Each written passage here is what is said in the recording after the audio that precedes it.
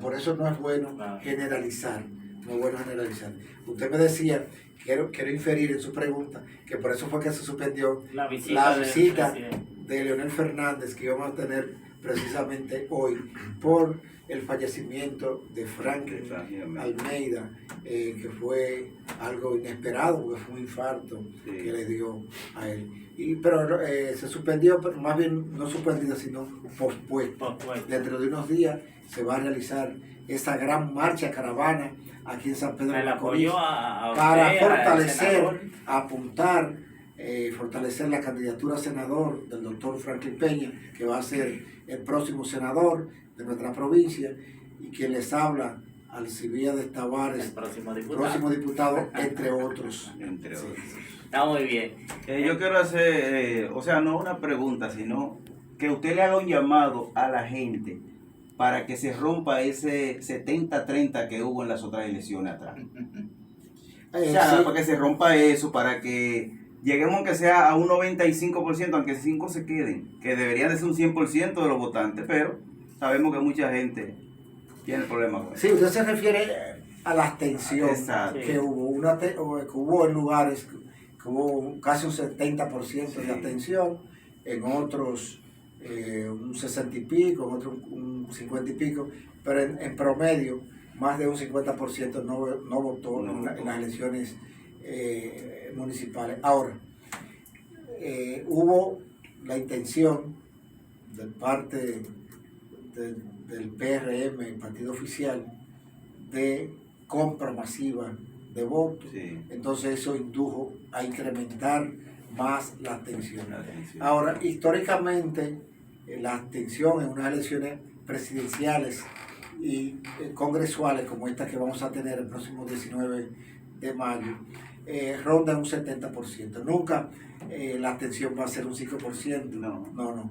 Siempre históricamente, porque hay gente a veces que amanece enfermo, gente a veces que cae preso, gente que se va fuera del país, hay gente a veces que se van para la playa, que no... Y lugares donde está lloviendo, no sale. Hay una multiplicidad de factores que rondan más o menos un 70% la abstención del voto. También... ¿cómo? El pasaje. Los pasajes también.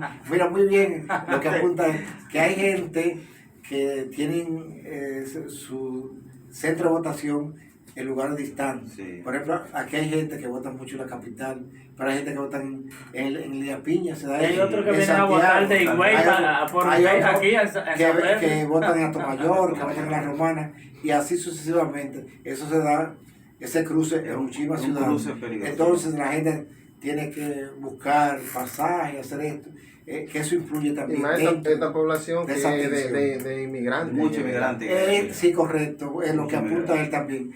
San Pedro de Macorís es una población de muchos inmigrantes. Entonces se da que mucha gente vota en otros lugares y por eso la abstención ronda más o menos. Le dicen a San Pedro de Macorís Estados Unidos de República Dominicana. Estados Unidos de República Dominicana es San Pedro de Macorís. Ay, Dios santo. Porque hay demasiado inmigrantes. Sí. Muchos inmigrantes. Una ciudad cosmopolita. Pero eso tiene sus raíces históricas también. Porque recuerden que San Pedro de Macorís se le llamó la tacita de oro. En esos años, por ejemplo, de finales de 1880 y pico, por ahí, y a principios de 1914, 1918, por ahí, 1920, óyeme, la inmigración que hubo aquí era masiva, y el desarrollo que tuvo San Pedro de Macorís fue una cosa. Aquí fue que se creó el primer, por ejemplo, abordaje de los aviones acuáticos. Óyeme, aterrizaban aquí en San Pedro de Macorís, el primer asfalto, la primera telefónica. Es un desarrollo que tuvo. Entonces, históricamente, una de las primeras emisoras también. Esa inmigración siempre se ha dado en San Pedro de Macorís. Y no hemos quedado rezagados en los últimos años, pero tenemos que relanzar a San Pedro de Macorís porque tiene potencialidades, tiene un puerto, ahí que podemos hacer un puerto turístico. Sí. Imagínense ustedes, y la población que nos escuche, un puerto turístico ahí, habilitando esas rías, para que el pueblo me comprenda. Las rías es el espacio donde alcanza, por ejemplo, las aguas que penetran un poco al mar. Del mar, Sí. hacia hasta el río, por ahí un poco, esa ría que tiene ahí, el río Guamo.